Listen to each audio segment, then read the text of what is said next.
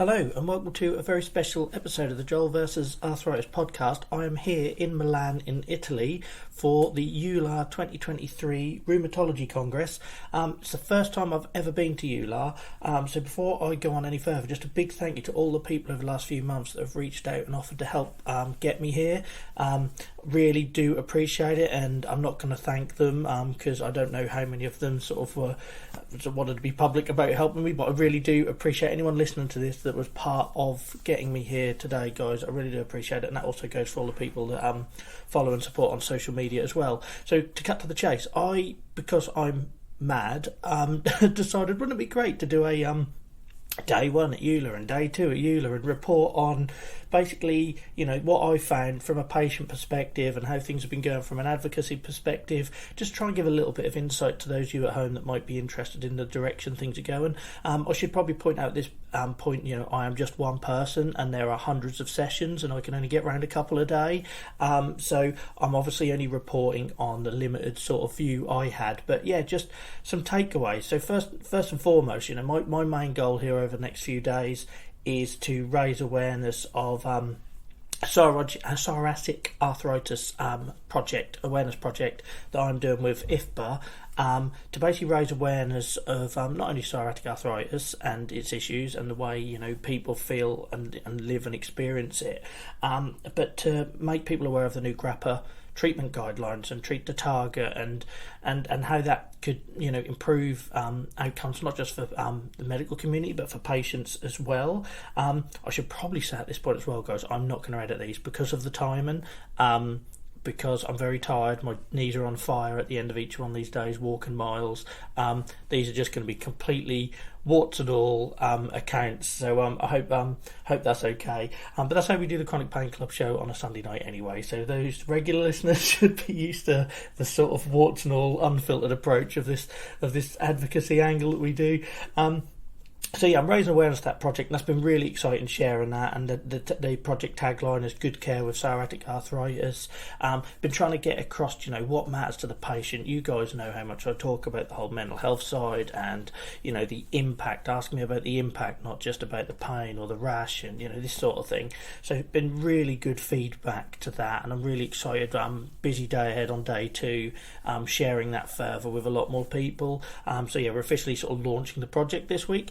And one of the things that's going to come out of that you can expect between now and the summer, when I go to the IFBA forum in Singapore, is that we will be doing like a little series of podcasts around that to raise awareness. So if that's something, if you have psoriatic arthritis and you'd like to be a part of that and share your experience and answer a few really quick questions on what psoriatic arthritis looks like for you and its treatment, then please get in touch, joel@joelnelson.uk.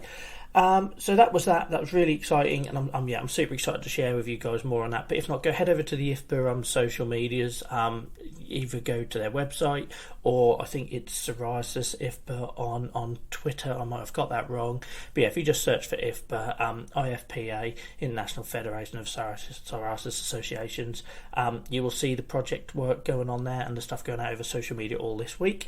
What else did I see? The more important bit that people don't want to hear me keep rambling. What did I see as a patient? I sat in one really interesting session about mental health and comorbidities, and that was really refreshing. There was a lady that shared her lived experience, and quite like a heartbreaking one, but not intentionally so. Just, I don't know, it just resonated with me. So basically, it was about let me just grab the lady's name so I give her credit. Jenny Christensen from Sweden.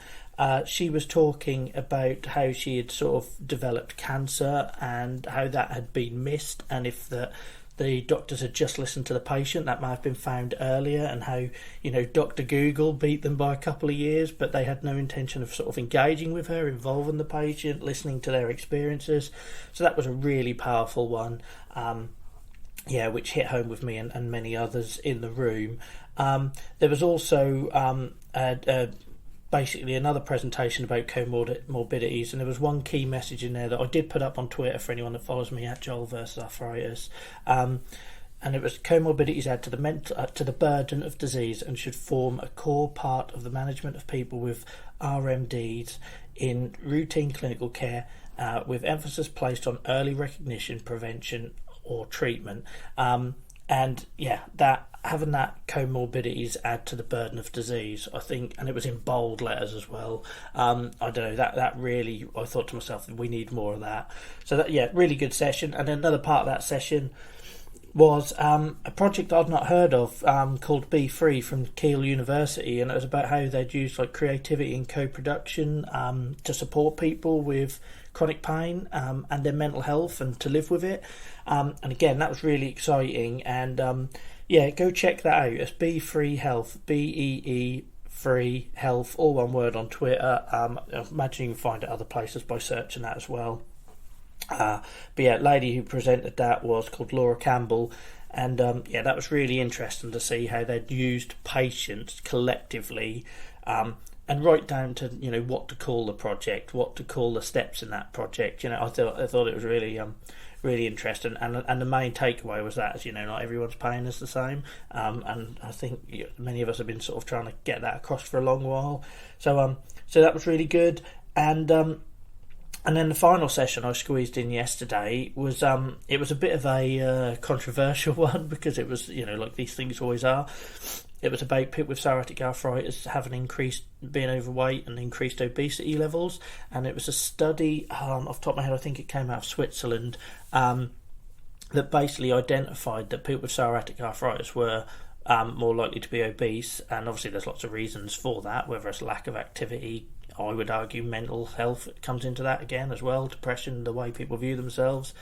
Low mood leads to lack of, you know, motivation and everything else. But what was really interesting is I actually found that it was more prevalent in men, and it was irrelevant. It did not matter their socio-economic backgrounds. So it didn't matter what sort of, if you were sort of, you know, upper class, working class. It didn't matter if you were university educated or not. It didn't matter if you stayed at home or if you were in work. It was just this general sort of consensus from the data anyway, that that men with psoriatic arthritis were much more likely to be overweight and obese. So yeah, I found that one really interesting, because that's one I've always struggled with. You know, somebody that's got cardiovascular comorbidities as part of my psoriatic arthritis. I always have high cholesterol. Doesn't matter if I'm super fit and playing rugby or in my current sort of less mobile, slightly pudgier state. I've always had high cholesterol. Doesn't matter how fit I get. And that is almost certainly linked to my psoriatic disease. We know there is lots of crossover with cardiovascular and comorbidities. So it's really interesting to hear that one, and hopefully those sort of studies lead on to more work that goes into that. You know, because I don't know about you, we've probably all had those conversations where your doctor's asked you to lose a bit more weight and they don't understand how difficult that can be. You know, whether you are in a lot of pain, or in my case, it's more about how I look and feel about myself. You know, when I was fit and healthy, I would say yes to anything, because that was the mindset I was in. Now, I know I'm overweight, I don't like the way I look, or I might have a rash somewhere that I know is visible, and it affects you. You know, you're maybe not going to go to the gym, or not going to go for that walk, or, you know, take up that new hobby that involves socialising with people. So I felt that was yeah, really interesting one. I'll be keen to see where that goes. So that was it for day one at EULAR. I'm going to stop now because I'm exhausted. I'll try and get these in your feed at least within 24 hours of each day. I can't promise I'll do it at the end of each night, because anyone who's got these conditions and been to these types of conferences will know how much discomfort I'm in right now. But I'll try and get them out all the way up till Saturday, where I'll be flying home. So yeah, from Joel and day one at EULAR in Milan, that's your little update, and I hope you appreciate these, and there'll be more to come. Thanks, guys. Remember to review and follow wherever you're listening. Bye-bye.